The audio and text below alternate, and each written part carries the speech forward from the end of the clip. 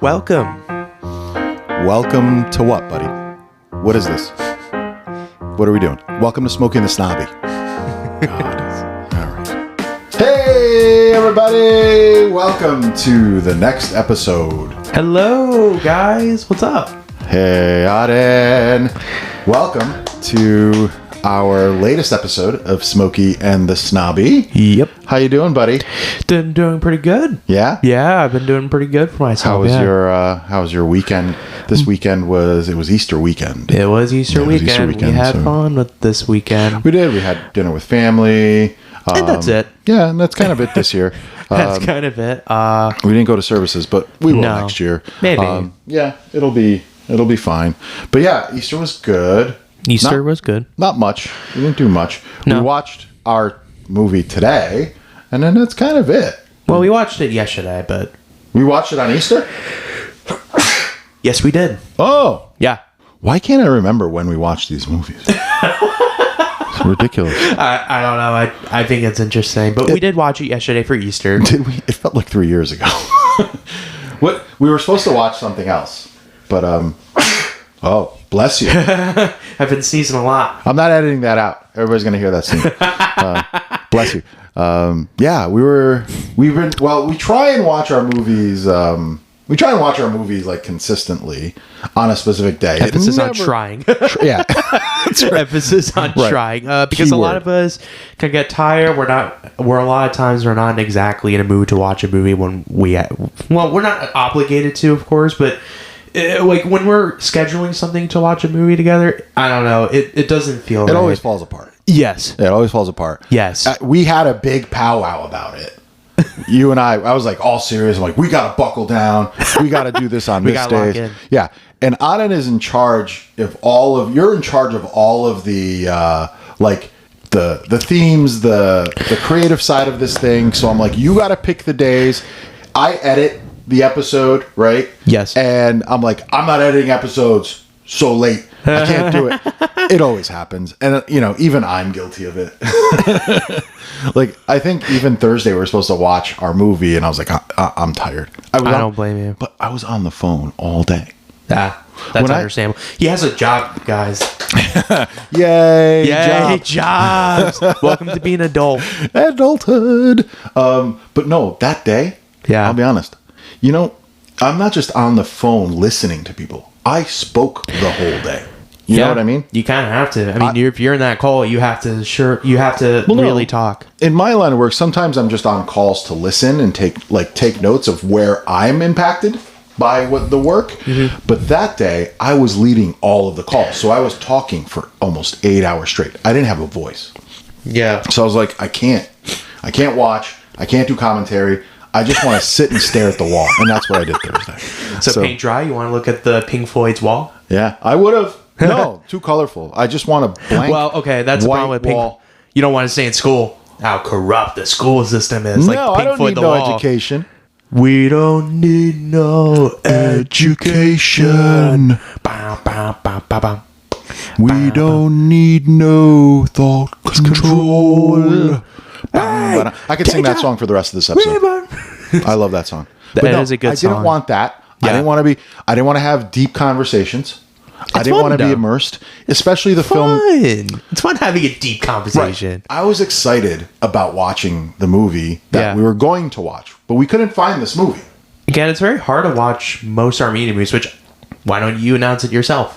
Yeah. Yeah. So because this month is kind of Armenian Heritage Month, we honor our martyrs in the Armenian genocide. So we decided this month to focus on Armenocentric cinema. Mm-hmm. And our first episode was Rise of the Planet of the Apes because of Andy Serkis.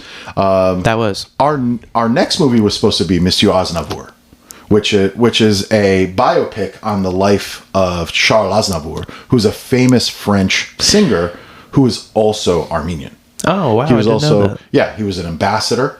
Oh, cool. He was an ambassador for Armenia to, I think, Switzerland or something.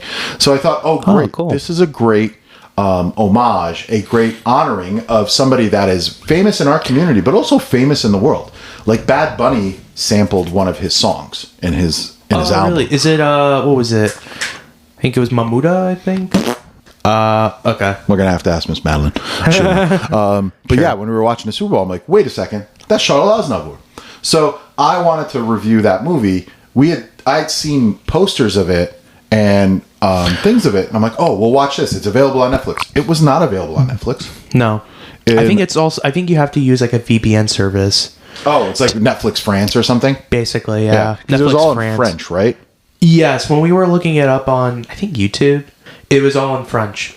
Even the French like subtitles, it's all in French. The subtitles. Yeah. There's no English subtitles. And nothing. It's hard to watch these movies on YouTube, so we try not to watch the movies because sometimes a lot of times footage for movies like that are very rough and they're very amateurish. Yeah, but one of the movies we have in the lineup for this month, we're gonna have to watch on YouTube because I don't have the VHS copy of it, or I think most people don't have much VHS, which is unfortunate. It's always good to have physical media. You know what? I'll check eBay. I wonder if there's like a VHS of it on eBay. Sure. I'll order a VHS player. If not, we have to watch it on YouTube, the next movie. Yeah, so anyway, we couldn't find it. No, it was hard. I gave up. I couldn't find it on any streaming service, at least in the United States. Yeah. And I don't have a VPN set up. Mm-hmm. Sorry, so, I don't understand. Oh, well, because I'm not talking to you, Siri. Siri just wow, thank you, Siri. You've contributed to the conversation here. Ain't nobody ask you. So we landed on kind of a backup movie that I enjoyed watching with Mommy, and then Auden hadn't seen it yet, so this was his first time. We landed on a movie called Amerikatsi. Ooh, interesting. Amerikatsi is essentially a movie. Amerikatsi is a kind of a translation of just American. So in Armenian we call Americans Amerikatsis. Mm-hmm. So the movie is based about an Armenian-American that repatriates back to the Soviet Union. A sense of connection back with the people that he was with. So I thought, Armenians in general. This is a great story. This movie was very well made. It's a very interesting story for sure, and I have to give credit. It is a very interesting story. Like, it takes in a direction I didn't expect this kind of story would take. I was thinking it would take in a more I hate to say it, but Emily in Paris kind of direction, where it's like a fish out of water story about a character who's really obnoxiously like American and ignorant about the things around them. Right. Yeah, but no, it wasn't. He's not really obnoxious. I think he is pretty likable, and I think that helps because the actor himself. He's downright lovable. Yeah. He's not likable. I loved him. Yeah. And he did a good job of making him feel very lovable. Yep. But, and I will say this. I liked the movie. You liked it? I liked it. I loved it. Love the movie. It has I have my own problems with it. Right. But it is a good movie at the very least. It's a good movie in the cinematic sense. It's a good movie. Yes. Right. With a good story that's well-paced enough. I'm going to be a little bit biased. Yeah. Because I am Armenian. I mean, you're Armenian too. We're both Armenian, but... I love this movie. Wow, how could you not recognize that we're both Armenian? Yeah, well, if you've never seen any... obviously, you can't see any footage of us, but from the photos you've seen, it's very obvious we are. The one eyebrow. You got the one eyebrow, bushy hair. But yeah, definitely. But this movie... They're like a whole Burt Reynolds kind of people. But the month of April, we focus a lot on some of the tragedies that occurred in our culture and our peoples had faced in the early 20th century, the Armenian genocide, right? Mm-hmm. So, and this movie, the Armenian genocide plays a role in this movie, but it's not the main theme of this movie. Mm-mm. There was an effort by the Soviets. So Armenia was an independent nation for about 4 years, and it fell into the Soviet Union. It was absorbed around into the Soviet 1920s, I believe. Yeah, probably 1921, I think. And before that, there was a large population of Armenians in eastern Turkey, and some Armenians they'll refer to it Western Armenia. I call it Western Armenia.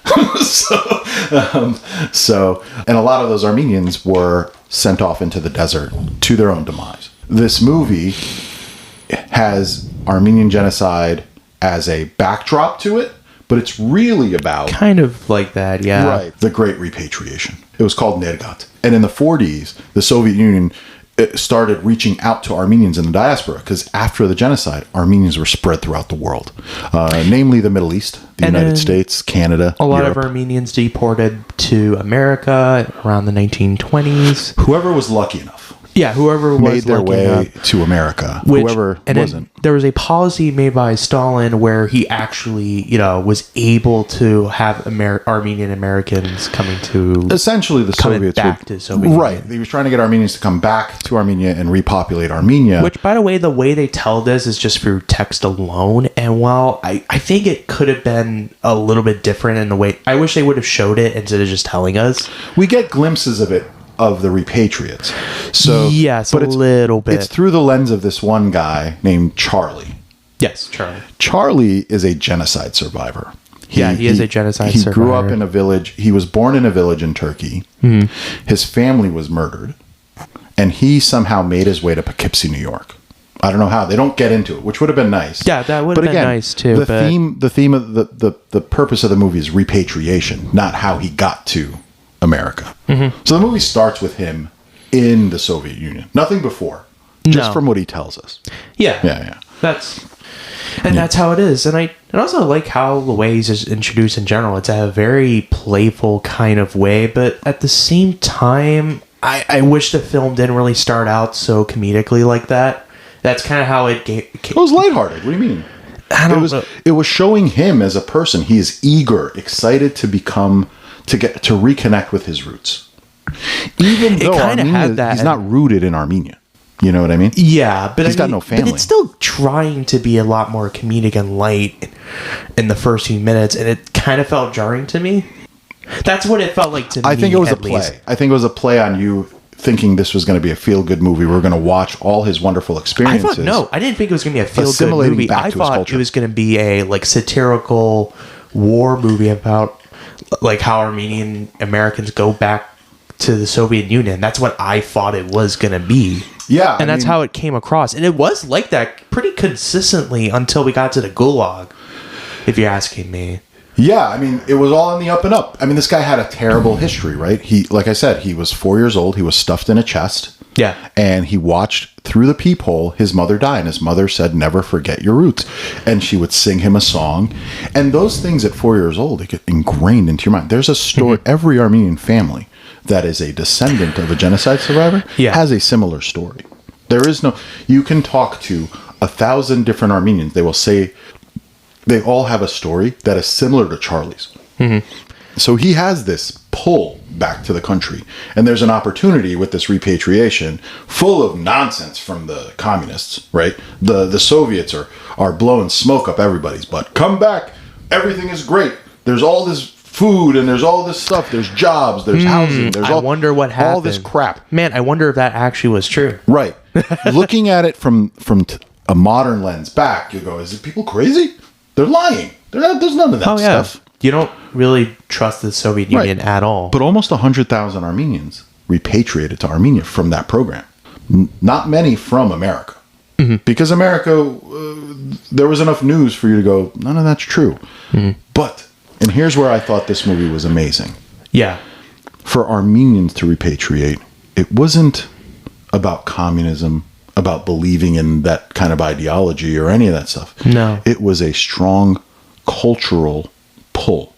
The magnetic force of your culture and identity is far stronger than anything problems that are going to come from it. Mm-hmm. That's where this movie is amazing. He, under all the circumstances he's been through in life, he still is anchored in that Armenian is my identity and I need to go find my roots. It's kind of a hell or high water situation. I don't care what comes of it. He can't help but be positive about what the outcome's going to be. Because he's ignoring all the stuff he hears in America about communists.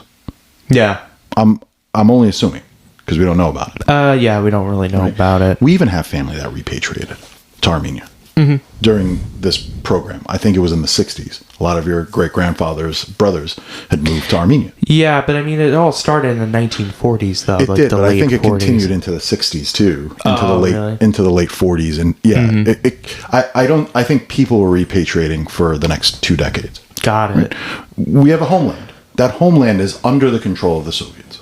Mm-hmm. So, but the draw that magnetic draw you have to your people, that's what Charlie represents. Because he didn't care. He wanted to reconnect with his roots. I mean, he does find a way to do that. Yeah, he does. He's excited for it. Doesn't know what's to come. He meets some people. Yeah. And again, like you said, it was jarring because you're like, it's very happy. It's very comedic. It's a lot comedic. Of fish it's out lighthearted. Of water. Yeah. Which to me, I he didn't doesn't really speak Armenian. Found it that funny. I think there were like a couple. I don't think it was meant to be funny. I think it was meant for you to got you. But I mean, it did felt that way. I mean, the music already tells you that, hey, whimsical. This is I wouldn't say whimsical, but it's telling you, hey, this is a funny moment. You're supposed to laugh. That's what it came across. You know how I like a laugh track. You know how I like them to lead me into a laugh. For me, I don't like laugh tracks. I'm going to be honest with you, because with laugh tracks, they're forcing you to laugh at a funny moment without you ever finding it funny. Like Arrested Development, It's Always Sunny, The Office, all do it very well. I think we have a laugh track on this thing. I don't know which button it is. I think we used it one time. I don't think we used it on an episode. I forgot not an episode, but we used it for I think when we were testing out talking to each other. Yeah, I don't want to press the buttons now. No, but yeah, we have a laugh track on. I think on our recorder. But it kind of came across that for sure in the first act. It felt very comedic in tone. It felt like that. To I didn't me. get comedy from it. It felt like that to me for sure. What did you think was a funny part? I think just the moment when what was her name? She's trying to like translating it for him. The wife of the Soviet commander. Union. Yeah. And it's like used as a comedic effect. You know, the fact that there's like a crowd of like Armenians going for a bread. They're in a bread line. There was nothing comedic about that. It felt comedic. It was lighthearted. No. Yeah, but lighthearted is also very similar to comedic. I don't know. It certainly felt that way. I think we're venturing into tomato world. With it. I think we're on the same page. I think it was a positive scene. You know what I mean? Where things are looking good for him. I don't know, but I think there could have been a better way. He saves the son. He's playful with the son. I guess, but there's no slapstick comedy in there. Not slapstick, but it certainly felt like it. Okay. That to me, it certainly felt like that. And to me, it just felt very tonally confused for a good while until we got to the second and third act. And that's where it really got confident with itself and what kind of movie it was trying to be. Well, this movie is under 2 hours, which is perfect. And it's not too long. Right. I don't care what movie it is. It's got to be under 2 hours. But, which honestly, for this story, I could have liked it a bit more. I mean, think about like Schindler's List. How long was Schindler's List? Schindler's List is a 3-hour movie. And it uses it perfectly. It makes use of its pacing perfectly. I usually never agree with you on this premise. I never agree with you on that. But you're right. In this thing, it kind of moved fast into darkness. Quickly. Yeah, and I wish you felt a lot more the length that this character feels being in that gulag. Yeah, he goes to like an Armenian prison. Yeah. But he meets the commandant's wife, who's Armenian. Yeah. And they have a son, and they're in a bread line. It gets a little chaotic because he's in the Soviet Union.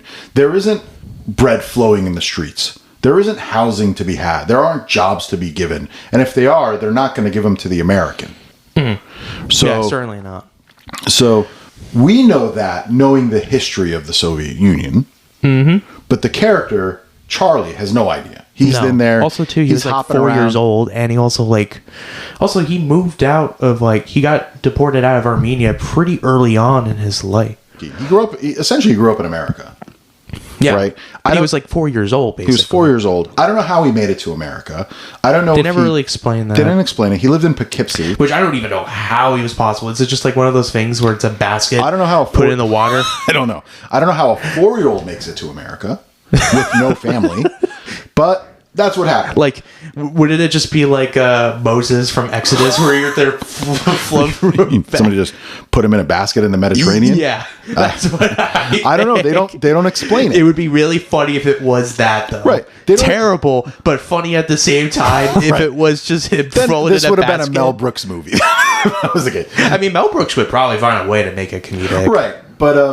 But no, we don't know. We don't know how. He's 99 years old, so he can't do it. He has no family that he knows of. No. His wife dies, so it's just him That's how they tell us. I think my thing is, I wish we see a bit more of his grief, because you don't really see it. Really, there's no subtlety of like grief in his eyes, and I wish you could see that, just a little bit of like pain in his eyes. The whole movie is about his experience in the country after he's repatriated. Nothing before then, except what we see when he's a kid, when he's a toddler in Turkey. Yeah, right in Western Armenia, and that's where I think you're right. I think there should have been a little bit more grief to his character and the pain. You don't really see that because, again, it's going for a very, like you said, lighthearted tone. And I don't know if this is the kind of film that needed to be that. Not even lighthearted. Maybe a little bit, but I wouldn't say the whole movie felt like that.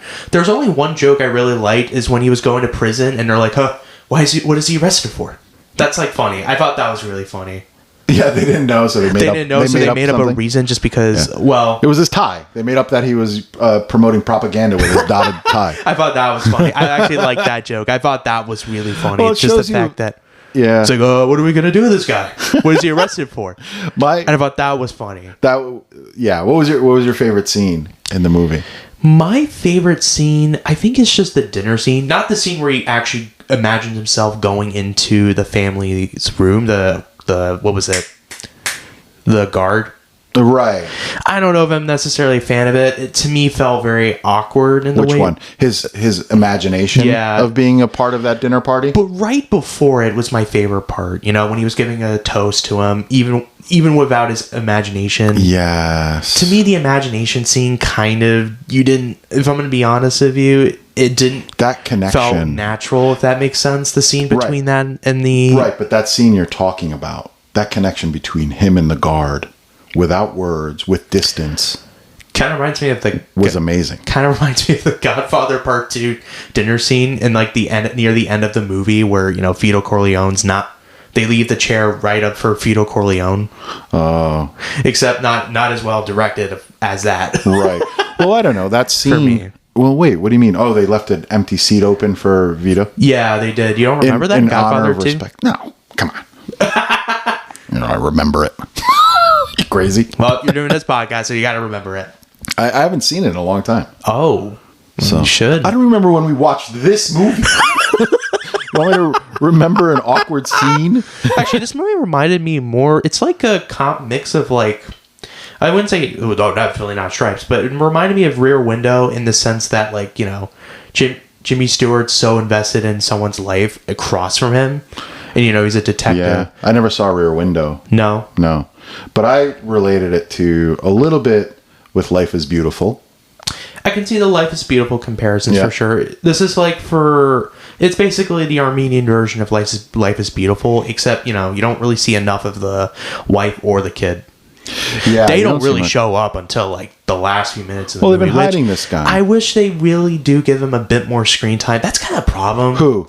The wife of the Soviet Union soldier and the kid. She comes in at critical moments. I know she does, but for me, I wish she had a bit more screen time because it just felt like, I don't know, like we only had one scene with them and like the second act with them reading the newspaper. Let me take it back to my favorite scene in the movie that made me laugh. So my favorite comedian. A lot of scenes made me laugh, mainly because of the cultural part of it.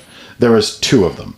The first one, which kind of lays the groundwork for what the movie's going to become, is when he saves the son. She invites him to dinner with the commandant and her. He goes there.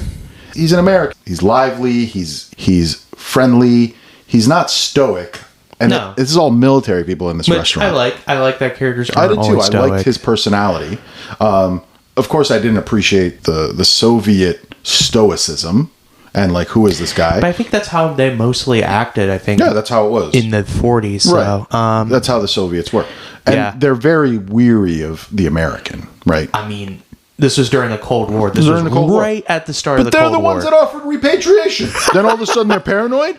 Come on. Shout out to the fact that Charlie brought in a Ava Gardner poster. He did? Yeah, he did. That's Ava awesome. Gardner poster. Because obviously they can't listen or like... Yeah, they can't...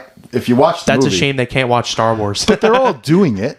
The commandant is doing it. Yeah. What do they call the guy that runs the prison? The warden's doing it. wow, this is truly a Shawshank Redemption stuff. They're looking at Home and Garden, Newsweek, Time Magazine. They're smuggling I just wish they felt that stuff a bit more intimidating as it is. They felt more goofy to me when they were first introduced. They felt very goofy to me. They were incompetent. They're not incompetent. They were sneaky, but they were given an anyway. Let me finish my favorite scene, man. we keep meandering the plot line today.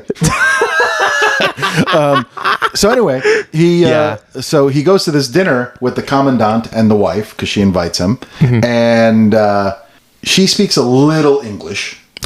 Yeah, Charlie doesn't speak any Russian, and he speaks very little Armenian. Yes. So the commandant stands up and he turns to his wife, please translate for me. And then he spends the next 3 minutes talking. She can't translate everything he said. So he's like, I want to thank you on behalf of the Soviet Union, an attempt to welcome to the Soviet Union and embracing the anti-Western mentality. All this propaganda he's feeding him for like 3 minutes. And he turns to his wife and taps her, goes, okay, translate. And she just turns to Charlie and goes, he says, thank you. That made me crack up. But that's kind of funny, yeah. But that's where it starts. He sees some sort of connection between Charlie and the wife, and he gets jealous. That's really what this stems from. But that's the thing. We don't know that yet. And then it's just a series of mishaps. Mainly he doesn't know. That's what makes it fun. Well, there's this kind of dramatic reveal, right. Which, I mean... I wish it felt more impactful because it felt like it felt more like an afterthought in the way he reacted to the fact that he was sent into a camp. He didn't think about him at all. He didn't care at all that he sent him to a camp. No. He wanted his goons to rough him up a little bit. Which even then, how can you just enjoy just being in a prison? Like, what? He didn't want to be in a prison. It was all a misunderstanding because Charlie doesn't speak any of the languages spoken in Armenia. Russian or Armenian. So he gets sent to the prison. Yes. He gets sent to the prison, and the commandant has him get sent, but they were just going to rough him up and then let him go. Yeah. That was the intent. But nobody at the prison knew that. No. When they call, because the telephone systems are really bad, there was like static and breakups, so the Armenians running the prison misunderstood the commandant, said, send him to Siberia.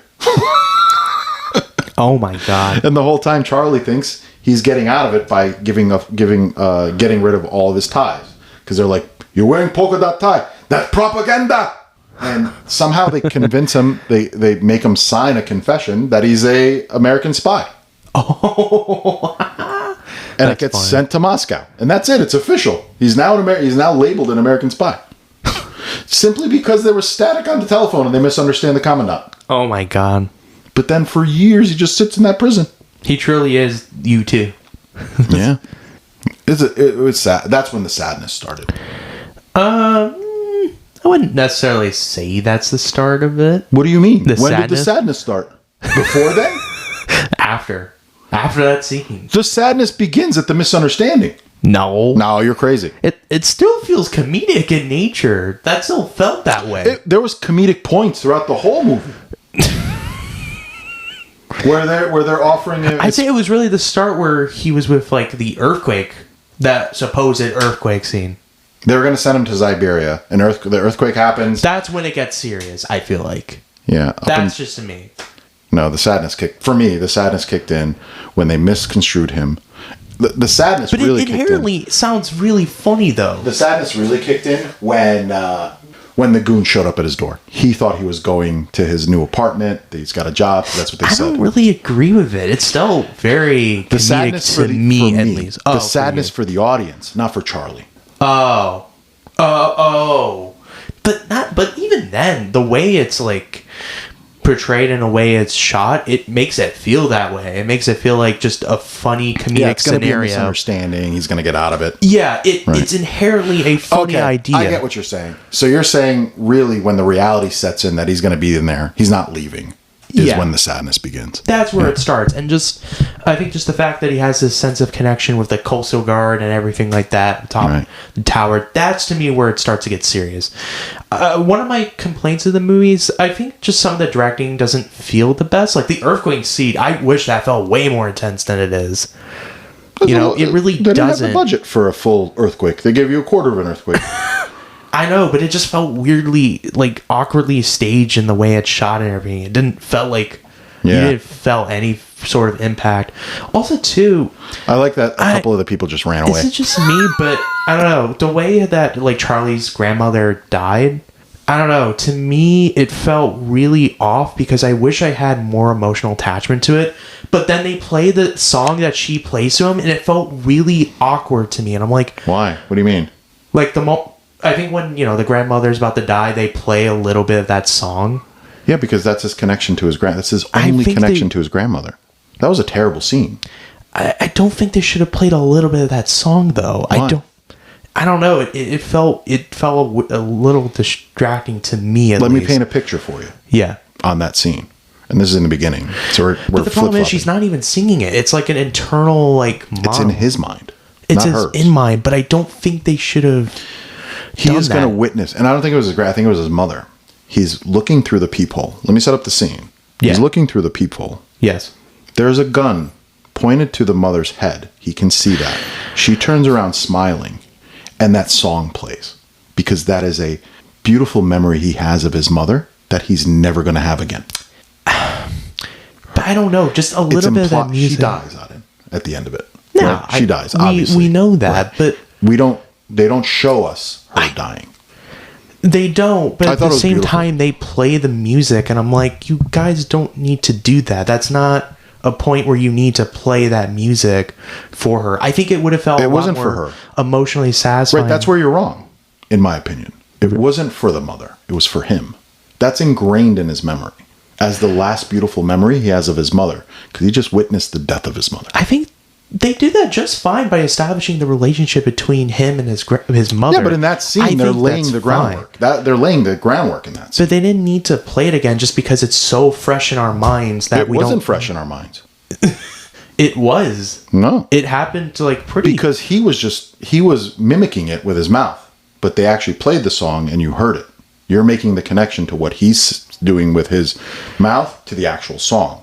Because he's trying to remember. He doesn't know what village he was from. No, he doesn't. And he remembers this song, hoping that somebody in Armenia can make the connection.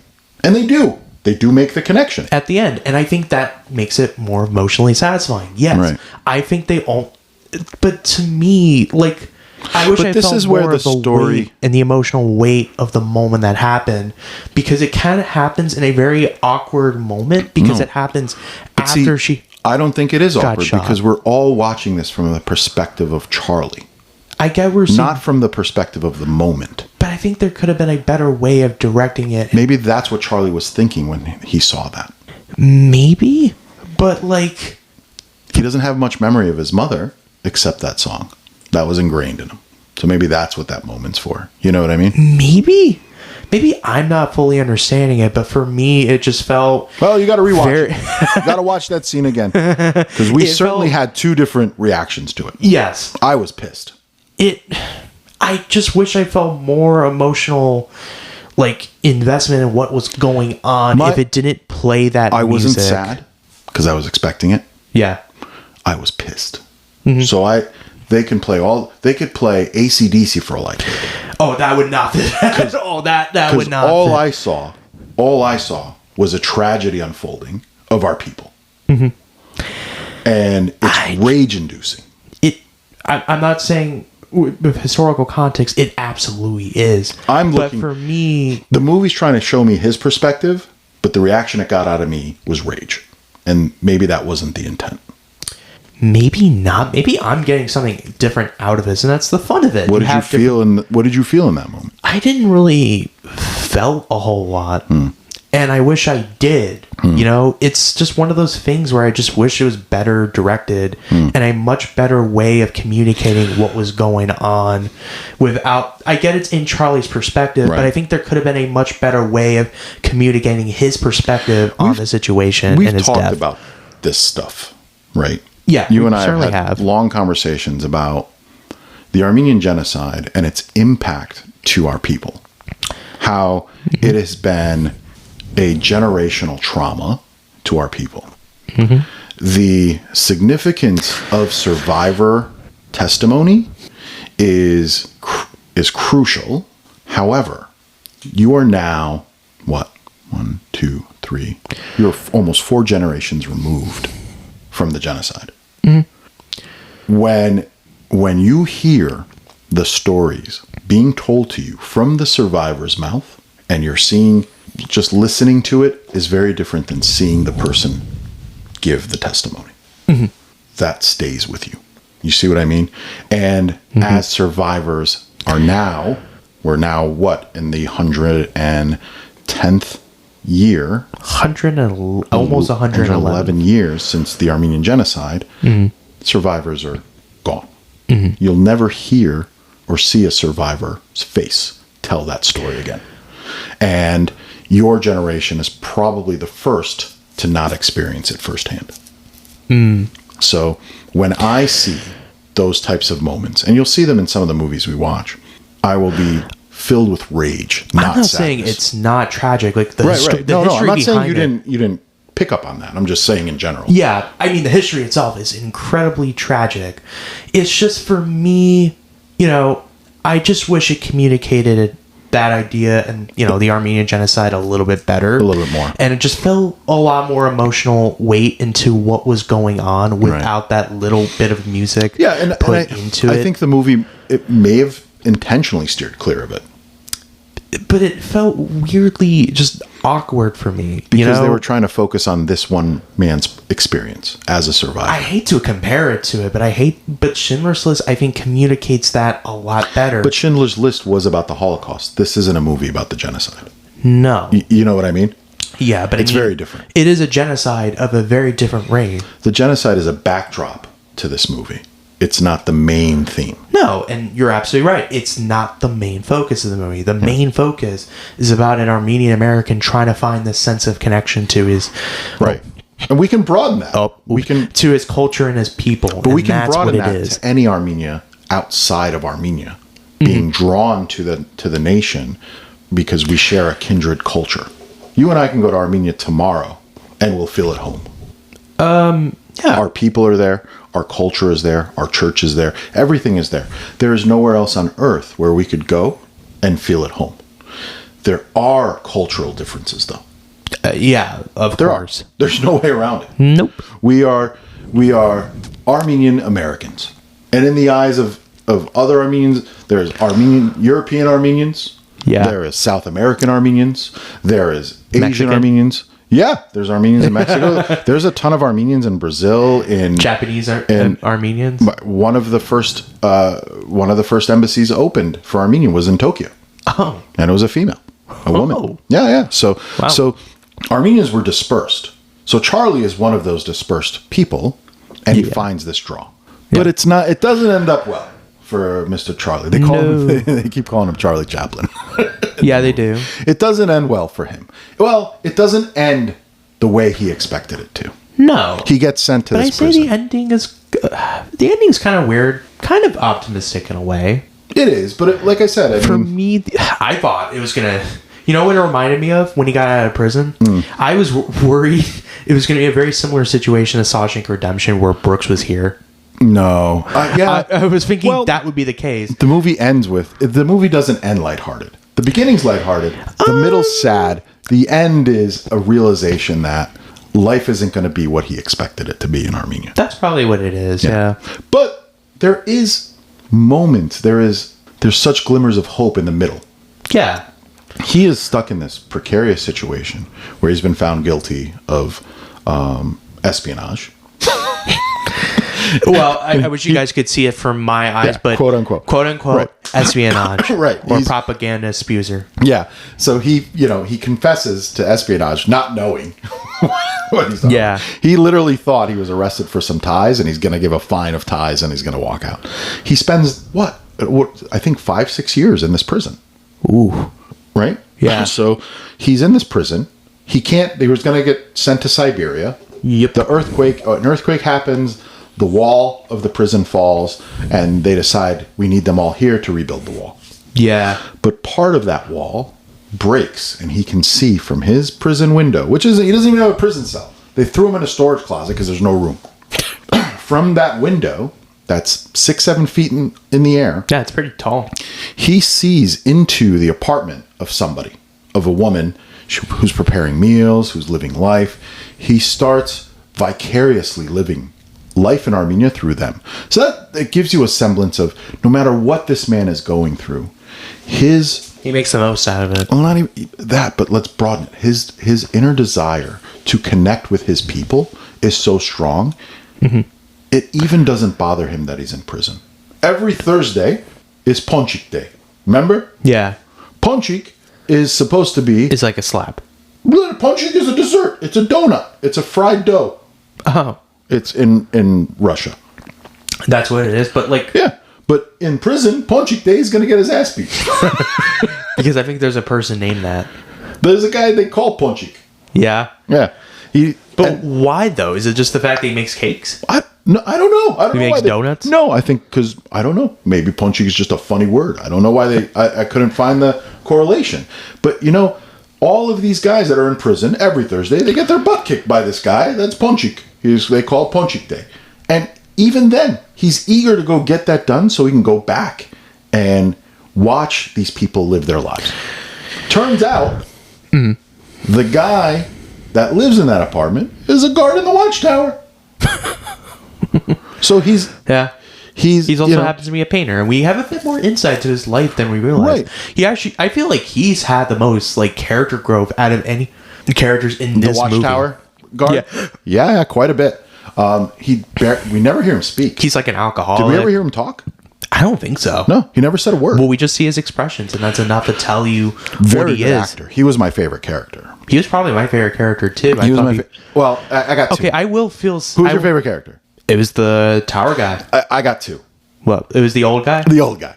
That was like spewing like facts about Armenia. Yeah. He was talking about Armenians he's like, the dollar bill? Armenian. I know he didn't say that, but it's like, he's like I'm just trying to say the fact that he's trying to pull out of like Armenian like facts. Right.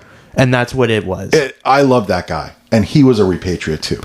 Because, and this is where the film is great, and if you're not Armenian, it's hard to catch it. All of the repatriates spoke Western Armenian. Yeah.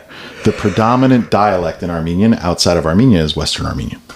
Yeah. So they all spoke my dialect of Armenian that I understand. The Armenians from Armenia spoke Eastern Armenian, and their dialect is different, but it's still the same. But you can tell the difference. I thought that was amazing how they did that, because they put a bunch of repatriates in prison too, apparently, and they called them Akhbars.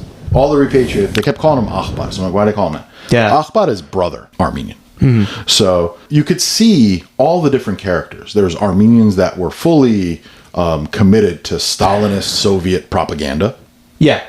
Then there was Armenians that weren't. That's what the Watchtower Guard was. He was working there, but he didn't really believe in any of the tenets of communism, especially Stalinist communism. Yeah. Right? What a horrible time for Armenians. Stalin hated the Armenians. Yeah. So there was a lot of tension between Stalin and the Armenian Republic. When Stalin died, yay. Yeah, the rest of the world, and I'm guessing in Armenia secretly, yay! I'm sure it was like that too, but so it's funny showing the different levels of commitment to the party, and they're just living their lives. To be honest with you, I didn't really care for the old man character that much. It's just to the point where he didn't really have much characterization with him, besides the fact that he liked spewing facts about Armenia, and that's it. He didn't really have much characterization about that's him. Why I liked him, because I can relate. There's an Armenian in every group that has all those facts, and he'll spew those facts. I don't relate to that personally, but he was fine for what he was. He wasn't annoying, although there were probably... I'm that person in our family. No, you're not like that. I spew Armenian facts any chance I get. But I like that. Compared to the MRI machine. MRI machine, Armenian. I like you as... The concrete truck that rotates, Armenian. ATM machine, Armenian. Yeah. You're welcome, world. You're welcome. Yeah. But I also like U.S. history, too. That's fine. You can like whatever you want. But yeah, the whole movie is him essentially creepily watching these people live their lives. But it doesn't feel creepy. Way. On paper, this sounds creepy. In a wholesome way. But he connects with the guard. Good way. Right. He actually quite literally helps him out in his life. He does. He somehow connects. So there's a whole scene with him where, he he keeps painting. He's not allowed to paint. That was the rule. Because apparently that is against communism. Right. It's illegal or whatever. Thanks a lot, Karl Marx. He kept painting churches. Yeah. Right. Yeah, he kept painting churches, mountains. Yep, churches, mountains. And so he was banned from doing that, but he would still secretly do it. His wife got upset and ran off. So it was basically Vincent van Gogh. Yeah. He's Because, very tortured. Because, Van Gogh was also a tortured artist himself. And Well, he's very tortured. He's very bohemian, that guy. And he's forced to be. Is he a Rhapsody? No, he's just bohemian. No Bohemian Rhapsody? No Rhapsody. Just bohemian. And he's forced to not be who he is because of where he lives and where he's growing up. Mm-hmm. So his wife leaves him. He's trying desperately to find the storage closet where all his contraband is, paints, and all that stuff. Yeah. Charlie, from across the way, gives him a message that, hey, the key to the storage closet is on the angel. Yeah. In your thing. But then the Armenian guy, the food guy, gets him the message. Pickles. Yeah, he wrapped it in pickle juice. Which it ruined it. But I like that character too as well. He's one of my favorite characters. Just they all because came around. He's experienced his own character growth too. Oh, they've grown to love Charlie. One of my favorite scenes is just him giving an alcohol bottle to him, just because of his appreciation to him. Right, and he's given a last meal because now he's definitely going to Siberia. He's about to go to Siberia. But anyway, he gets that message to him. Eventually, the guard finds the key and realizes that Charlie has been watching him. So we're all thinking, oh my God, they're going to kill Charlie. Oh, because he's been creepily watching these people live their lives. Mm-hmm. He doesn't. He now is connected to him. That's when he gives them the toast. And I like that too. Oh, it's amazing. I like that he actually liked it and he was trying to help him out. It's amazing. You think by this movie you think he would hate him just because he was creepily looking. In Charlie's mind, he created a strong connection. He had a love for these people that he was watching from a distance. I mean, quite literally, they were seeing. He was rooting for them the whole time. Yeah, and I like the fact that he actually, didn't dislike him after him finding out about it. Yeah, it was great. Like that. I like that he. I love that happened. Yeah. I like the fact that he wasn't mad about it. He genuinely embraced it. Yeah, no, it was great because I would assume if I found out a prisoner is looking over and just trying to help me out and see me, it's kind of an invasion of privacy. It's kind of endearing in that way. In this movie, it becomes endearing, but in the real world, it's invasion of privacy. But with this kind of movie, go to solitary confinement. You think he would hate you? Like this kind of character would hate you, but no, this guy was a soft. He was a sensitive person. But he was embracing it though, and I like that. Not only that, he built a sense of connection with him. When the commandant finally realizes that they never let Charlie go, this is like 5 years later. Mm-hmm. He sees him in the yard. He's like, "What are you doing with him?" He's like, "What do you mean? You told us to send him to Siberia." He's like, "Why? Then send him to Siberia." Remember, the commandant, the Soviet husband, was going to get. He's like, "Oh crap! If my wife sees him, we're in a lot of trouble. I'm in a lot of trouble." So he's like, "Quickly send him to Siberia." The next day, I'm going to say is now, I don't think that would happen. You can't just arrest someone for just, oh no, I'm jealous. In real life. There's no rules. No, over there that could have happened. Really? Yeah, that could have really happened. I just thought that would be too far for communism, right? No, they do whatever they want. Oh wow. That guy has the power to do whatever he wants. Corruption was huge then. So he says, send him quickly so my wife doesn't see him. The next day he's going to go. Literally that afternoon, the commandant says send him. The next day he's going to Siberia, and that's when the food guy handed him alcohol, and that's when a full plate of khorovats was given. Khorovats is Armenian barbecue. Mm-hmm. It's the first. Essentially, he's been eating goulash for 5 years. This was a real meal now. The guard from the watchtower sent it to him as a thank you, as a goodbye. Remember Ponchik? You genuinely get the emotional stakes of the situation. You get that there is a love between them, unspoken. Yeah. There's a respect and honor amongst compatriots. And it's just genuinely nice. And they've never interacted. Nope. Their only interaction. The guards that he's been watching over the wall and Charlie, the only interaction is the guard is the backup for Ponchik on Ponchik Day. I know. And he's forced to beat him. Scene happened, that was just sad. It was shame. He didn't want to do it. You see it in his eyes and his hands. He definitely didn't want to do it, but there's no way out. He's got to do it. Charlie even looks at him and says, "Do what you got to do because there's no way out." So on Ponchik Day, the guard that they respect each other and honor each other not only beats him to a pulp. Mm-hmm. So Charlie wakes up. He's knocked unconscious. They toss him in the room. He wakes up and he goes to see, and the man looks up at him and closes the drapes because he's so ashamed of what he did. Yeah. It was a strong scene. But I think they quickly reconciled. Well, the next day he's going to Siberia.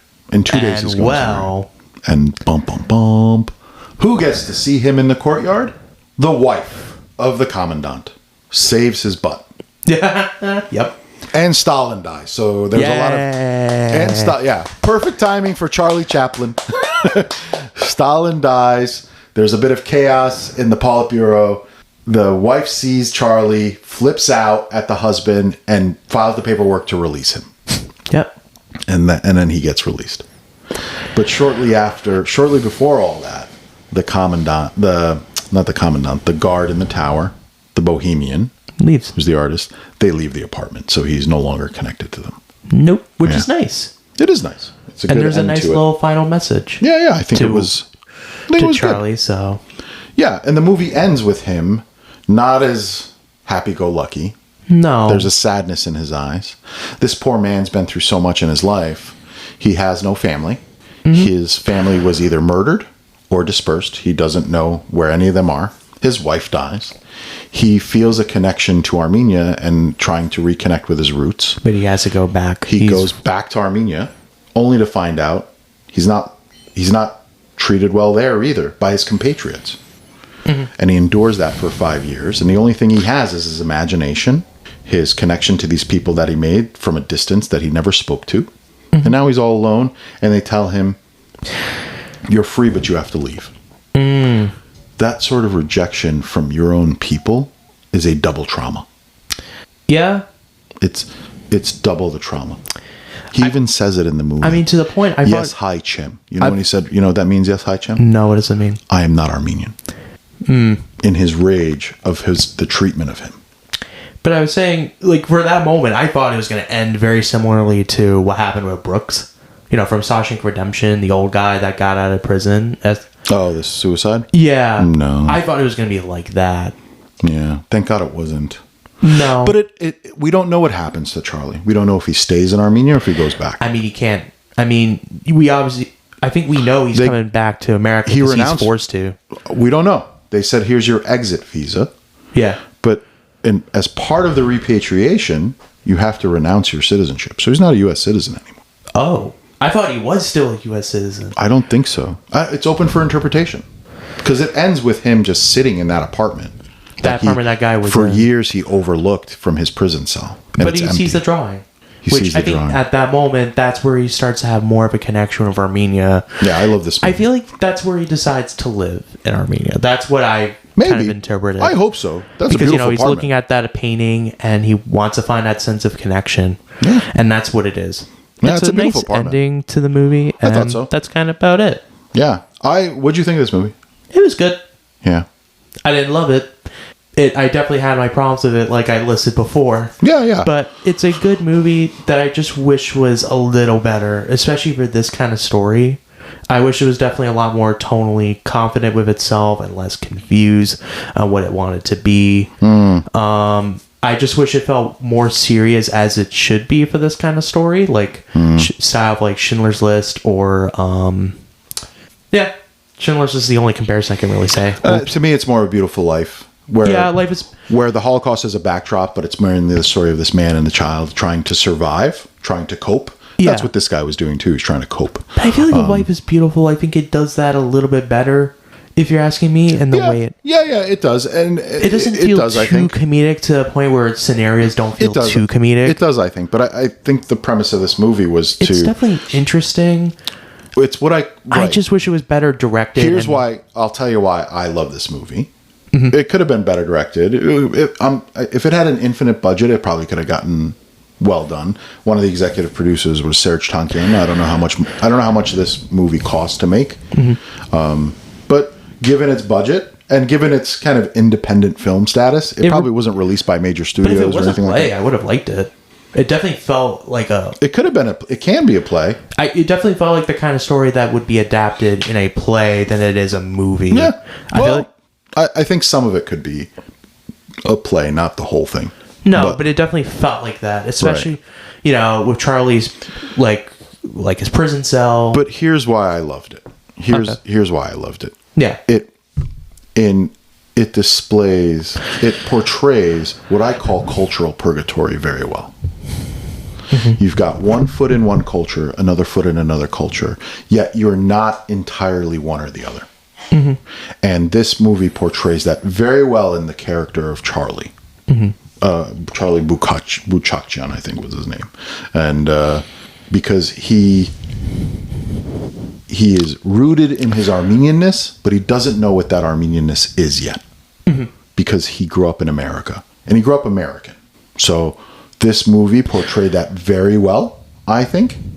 And that's the message I got out of it. Is like, you're always going to have one foot in one and one foot in the other, and you're never going to be 100% one or the other. You're not going to be viewed as 100% American by the American. You're not going to be viewed as 100% Armenian or anything. Or any culture. I think every culture goes through this. It's not just Armenian, right? Yeah. A French family could move here and the son grows up in America. He's never going to be 100% French. Mm. Japanese, Korean, Canadian, Mexican. They're going to be. It's cultural purgatory. That's what I call it. And this movie portrays that very well. And that's why I liked it. Yeah. Yeah. So that's my take. I thought it was a good representation of this little known history of our people that isn't really well displayed. Nobody really talks much about it. The fact that it turned out to be good is pretty good. I'm happy about it. It's a good movie. You think Goorjian did a good job? I think Goorjian did a phenomenal job. He did a pretty good job, I think the best acting in this film was your favorite character. For sure. The Watchtower. Yeah, for sure. Guard. Mm-hmm. Not one word spoken, but you knew exactly what he was going through. Mm-hmm. It's very good.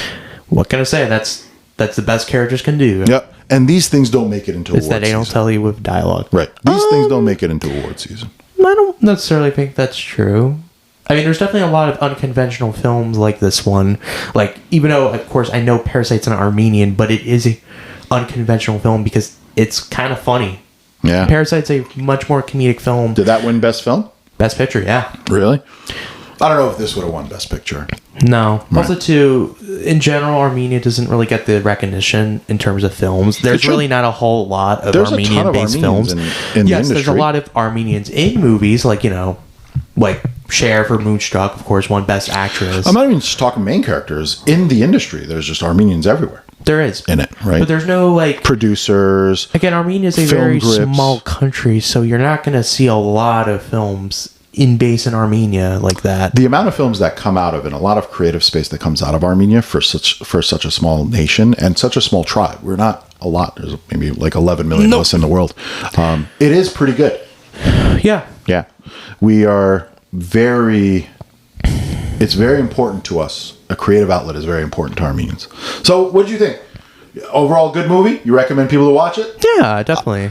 I recommend people to watch it. Yeah, I think it's pretty good. It's mainly in English. It's got translations. It does have translation. Right. What do you rate it? 7 out of 10. Really? Yeah. Gets a 7 out of 10. Good movie. I was kind of conflicted between a 7 or 6. Yeah.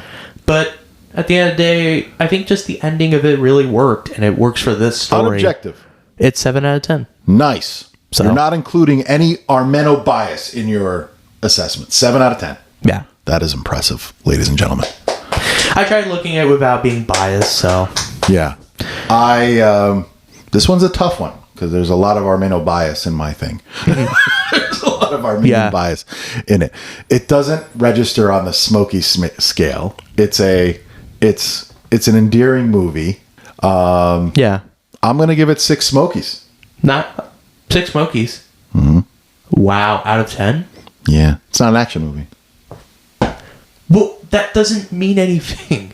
It loses one Smokey for not being for action. What are you talking about? This is your dumb rating system you made. I don't know what do you to mean do. a movie needs to be action? What are you talking about? That's like, oh my God, Schindler's List is like a 6 out of 10 because this movie wasn't an action movie. No. Your rating system is so dumb to the point I don't understand it. Mine is more understandable than yours. I'm looking at it as a movie. Did I give a lot of thought to my rating system? No. In these situations, I'm kind of stuck. But you're like, this is not an action movie. What does that mean? You look at what the movie's trying to accomplish, not action. It's like, man. All right. Within those parameters, it's 8 Smokies. That's how you're supposed to rate a movie. Yeah, but the Smokey rating system is hard, man. This is your dumb rating. It's hard when I like the movies, but it doesn't meet the Smokey criteria. This is such a dumb rating you made. What did I rate? What was that movie we watched with Goldie Hawn? Private Benjamin. That was a great movie, but it doesn't fit on the scale. Actually, you didn't even rate it. I gave it 0 because I didn't give myself enough room to rate movies like that. You made this dumb system by your own rules. Rafi loved it. 8 out of 10. Then look at it that way. It's an 8 out of 10 movie. But the Smokey scale is I've pigeonholed. This is your fault. Yeah. This is your fault of the system you made. Okay. Based on Aden's definition of what the rating system is, I give it an 8 out of 10.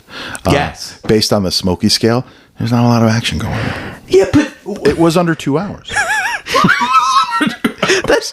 The plot did not meander. Dumb, though. The plot did not meander. Again, that's like saying, "Wow, Schindler's is such a good movie. I'm giving this a 6 Smokies because this movie didn't have enough action in it." I'm sorry. Who told you my Smokey scale is part of my doctoral thesis? That's exactly what it feels like. Like, what made you think that's for anything? What it feels there was any intelligent thought put into the Smokey scale. Well, this is your rating you've had for months now. It's a vibe, man. What do you mean? It's a vibe. It's a vibe. And, what kind of vibe is it? Well, the first is a comparison to Smokey and the Bandit. Okay. This has nothing to do with Smokey and the Bandit. No kidding. Yeah, so I can't give it much of a scale. I told you, I have put myself in a corner with my scale. Yeah, you did. Yeah. You need to get out of that corner. What are we going to name that the baby podcast in the corner. otherwise then? What are we going to name? We got to rename the podcast. No. Put that baby in the corner. I will put the baby in the corner, but we have to rename the podcast. What are we going to call it? We can't rename it. Well, I'm not renaming the podcast. Snobby and the Snobby? No. No. Snobby and the Snobbier? What are we going to call it? Smokey and the Snobby. 6 Smokies, 8 Rockies. That's not the point. Smokey is supposed to reflect your personality of how, like, action. 6 Smokies, 8 Raffies. Oh, sorry, RHMs. 8 RHMs. I'm not focusing on this too much. That is too much. Thanks a lot. You made my day. Oh, I recommend people watch it. It's a fun, sad, heartwarming film. You'll enjoy it. Not like this guy that gave it 6 Smokies. But, if you like things blowing up, it's not happening in this movie, man. Yeah, but that's not that kind of movie. It's not. It's really not that kind of movie. But it is a very well-made movie. Especially if you are in a diaspora for any culture. It's not just an Armenian thing. Yeah. It's done through an Armenian lens. It gives you a much better appreciation for it. So that's nice. That's kind of about it. That is about it. I looked up the reviews for this. This got a lot of reviews, but I think it was love bombed by a bunch of Armenians. Yep. It was very hard to find negative reviews, but not a lot of people seen it. This movie wasn't distributed wide. Yeah, because there's critic reviews that are around 26. Yeah, 26 or so. Which isn't bad, but it could be a lot better. It could be a lot better. It could be a lot better. Hopefully people watch it, but I don't know. They were given, read a couple of them, but honestly, the critics' reviews it was 88 on the tomato meter, which is good. It's impressive, right? From critics, especially for a movie that wasn't widely distributed. 98 on the popcorn meter, and that's because it's mainly filled with Armenians. My compatriots love bombed. That's exactly what it is. Our compatriots love bombed it. But yeah, let's see let's read a couple of them and see what they said on the critics, and then I'll give you the thing. So there's a review from Nicholas Rupold, who works under the New York Times, and he gave it a positive review. This is from 2023. So he says the setup eloquently symbolizes the predicament of many who, like Charlie, left their homelands very young. Right. Yeah. I don't know if there's really any deep symbolisms like that, but I think a good way to say it is because he left He didn't have a direct connection, and he went back. And well, he made a connection, albeit not that great. But there's no real like symbolism like you would see in like I don't know a Terrence Malick movie. Oh, I don't know. Yeah, like Tree of Life. I don't know what's Tree of Life. It's a movie with Jessica Chastain, Brad Pitt. It's basically, as the movie's title, the evolution of life. Oh no, I never saw that. Yep. It also didn't have the budget of Jessica Chastain and this and that. No, definitely not. they did good with what they had. If Rear Window meets Life is Beautiful sounds like an all-timer of a cursed elevator pitch, then there's nothing Michael A. Goorjian, well-intentioned crowd pleaser, Amerikatsi, will be able to do I don't know what this guy's saying. Do you know what this guy's saying? I have no idea what this guy's saying. I don't know either. I don't know. It doesn't flow as well, the sentences, but I can see the comparisons between Life is Beautiful and... what's Rear Window? Rear Window. Rear Window is an Alfred Hitchcock film. Oh, I talked to you about it. You told me about it, but I've never seen it. It's a really good movie. I don't think it's Hitchcock's best film like most people do, but it's a really good movie. Life is Beautiful is great. Because it's about a movie about a detective being in a wheelchair looking out from people across from him. Yeah. He lives in an apartment and he's kind of spying on people. Yeah. But in a creepy way? He's a detective. Oh. He notices something suspicious. So it's lightly similar. It's got nothing lightly. Right. Well, okay. Well, like I said, a lot of it was hard to find critic reviews, but like 98 on the popcorn meter for user reviews, let's hear it. And the first one. Christine. No, I'm going to read Rafi's because I thought it was hilarious. You want to read? That another guy, that one of my namesakes wrote a review. 5 stars, very powerful movie about a period and circumstance people don't know a lot about. It's told in a particularly interesting way with phenomenal acting. I don't know about the acting is phenomenal, but I think it's really good. We just spent an hour talking about how some of these people were phenomenal in this movie. Yeah, the performances can be really good. They're really in the movie good. In it. Although some of the child acting isn't the best, but you're looking at side characters. They're not. I'm not talking about them. Oh, right. So I agree with that. Yeah, and circumstances people don't know a lot about. That makes sense because I don't know if any other culture had repatriation efforts trying to get people back to their country. I don't think so. It is definitely an interesting story. Yeah. I don't know if it's done in an interesting way, but it's certainly done. But I like the story itself, and it is interesting. I thought it was. All right. Nelson L. 4 stars. Honestly, the only bad review in this because everybody else was either. That's not really a bad review. Though. It's still 4 stars. That's still a good review. Right. It was the only one that wasn't 5 stars. It was all either Rafi's and Anahid's writing. Every Armenian should see this movie. Great movie.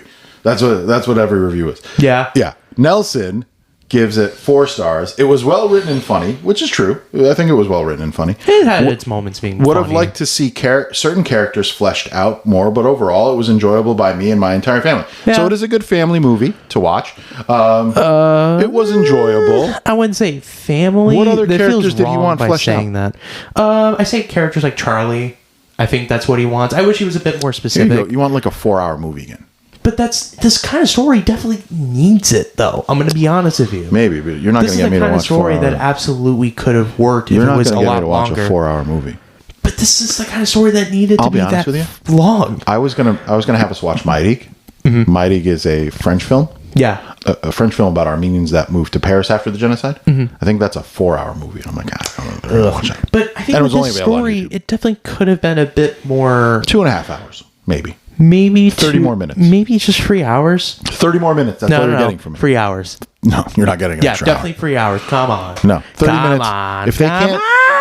If they can't flesh it out in 30 minutes, then it's right. It's good right where it's at. Don't adjust. But yeah, really. All right. Well, that's it for me, man. That's it for me too. But great movie. Good movie. Say go watch it. Definitely recommend it. It's a very Again, this movie makes you feel hope. Yeah. We'll catch you on the next one. The next one's going to be fun too. That one's going to be fun. Yeah, I think so. But we'll catch you later. Yeah. If we can turn back time. Bye. Bye.